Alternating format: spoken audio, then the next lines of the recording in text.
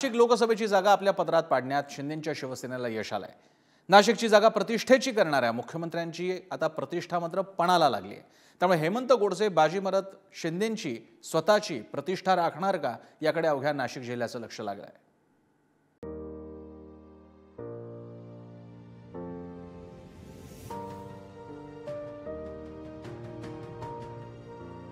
नाशिक लोकसभेसाठी अखेर हेमंत गोडसेंच्या उमेदवारीचं घोडं गंगेत न्हालंय। भाजपसह राष्ट्रवादीचा विरोध डावलून नाशिकची जागा स्वतःकडे खेचण्यात मुख्यमंत्री एकनाथ शिंदे यशस्वी झाले। त्यामुळे गेल्या महिन्याभरापासून महायुतीत नाशिकबाबत निर्माण झालेला सस्पेन्स अखेर संपलाय। आता नाशिकमध्ये शिंदेंच्या शिवसेनेचे हेमंत गोडसे विरुद्ध ठाकरेंच्या शिवसेनेचे राजाभाऊ वाजे यांच्यात लढत रंगणार आहे। निश्चित खूप आनंद आहे की आज या ठिकाणी आपल्यावरती तिसऱ्यांदा म्हणजे आपण ही तशी चौथी लोकसभा लढतोय, परंतु तिसऱ्यांदा लागोपाठ आपल्याला या ठिकाणी संधी या ठिकाणी मिळते। अनेक विकास कामं केली, अनेक दांडगा जनसंपर्क, इझी ॲक्सेसेबल लोकप्रतिनिधी म्हणून आपण जी काही ओळख निर्माण केली, तर मला असं वाटतं का निश्चित लोक नाशिककर यावरती पुन्हा एकदा आपल्याला संधी देतील। कारण हेमंत गोडसे जे आहेत आता सध्या सिटिंग MP आहेत, सध्याचे खासदार आहेत आणि म्हणूनच त्यांचा आग्रह जो आहे मुख्यमंत्री शिंदे साहेबांनी सुद्धा धरला होता आणि त्याप्रमाणे अपेक्षेप्रमाणे त्यांचं नाव जाहीर झालेलं आहे। मी हेमंत गोडसे यांचं मनापासून अभिनंदन करतो आणि आतापासूनच जे आहे प्रचाराला आता जोरात वेगात सुरुवात होईल।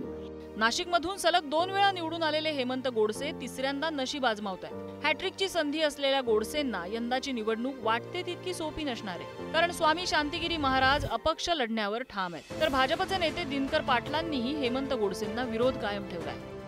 प्रथमच निर्णय घेतलेला आहे की लढायचं आणि जिंकायचं, आणि नारा सुद्धा प्रथमपासून देण्यात आलेला की लढा राष्ट्रहिताचा आणि संकल्प शुद्ध राजकारणाचा, आणि सर्वांमध्ये या ठिकाणी जाहीर करण्यात आलेलं की आम्हाला तिकीट मिळो या ठिकाणी आम्ही लढणार आणि जिंकणार। हेमंत गोडसेला 3 निवडणुकींमध्ये मी मदत केलेली होती आणि 3 निवडणुकीत मदत केल्यावर हेमंत गोडसेंनी जनतेच्या अपेक्षा पूर्ण केल्या नाही।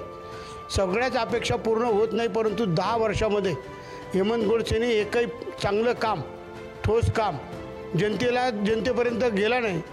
त्यामुळे जनताच नाराज आहे त्याच्यावर, आणि जनता नाराज होती, त्याला उमेदवारी देणं चुकीचं आहे। 2014 मध्ये हेमंत गोडसेंचा सामना समीर भुजबळ तर 2019 मध्ये छगन भुजबळांशी होता। या दोन्ही निवडणुकीत गोडसेंनी भुजबळ काका पुतण्याला पराभवाची धूळ चारली। मात्र यंदा शिवसेनेतल्या फुटीमुळे राजकीय चित्र पूर्ण पालटले।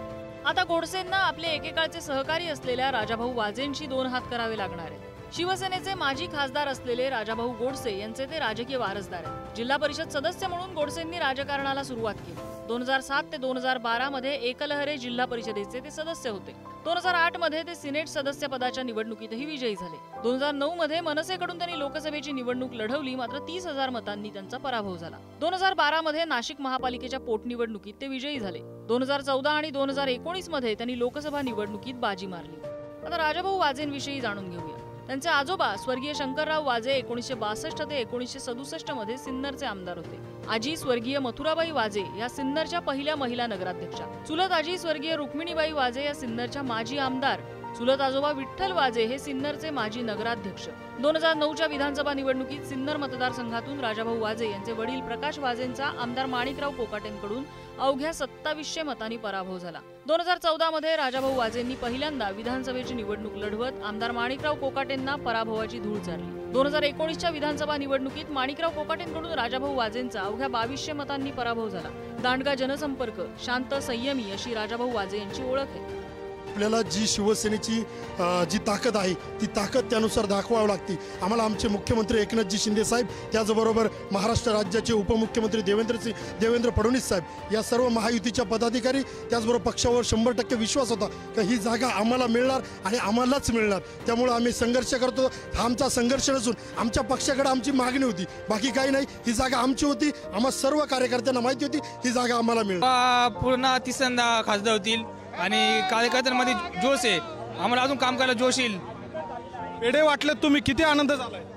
गगनात मावेना एवढा आनंद झाला आहे आणि निश्चितच हे आम्हाला माहिती होतं का आपणच उमेदवारी मिळणार आहे, पण थोडा उशीर झाला, हरकत नाही।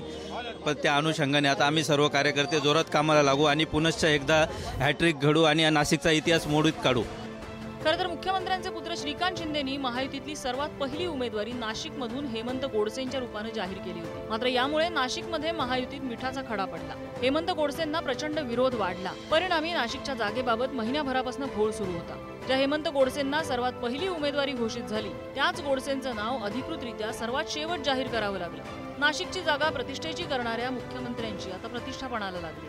त्यामुळे हेमंत गोडसे तिसऱ्यांदा बाजी मारत एकनाथ शिंदेंची प्रतिष्ठा राखणार का याकडे अवघ्या नाशिक जिल्ह्याचं लक्ष आहे.